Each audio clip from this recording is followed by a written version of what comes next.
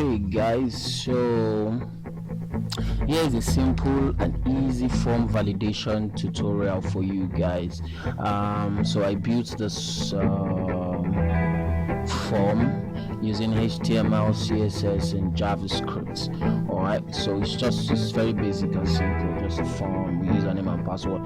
The aim is not the form, the aim is to validate it, to show you how to validate your forms and all that. Ensure that the right form is receiving the right input, is receiving the right information. Okay, so if you check this out, if I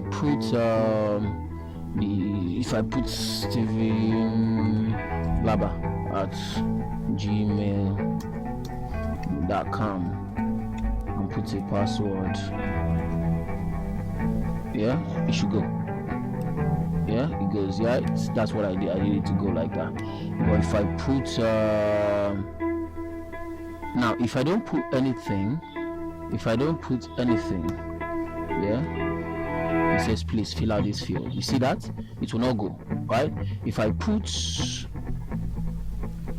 this and put this, your password is too short. If I put more than 10 characters in a password, your password is too long.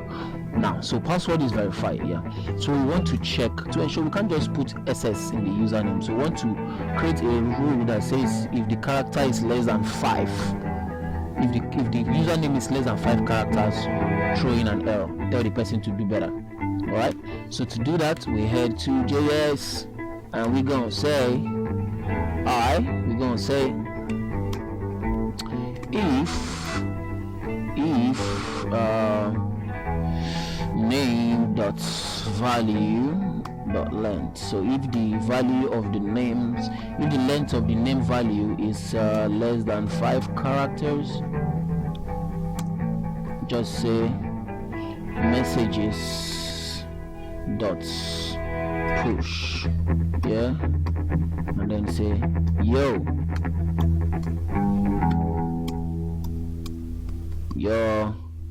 user name is whack,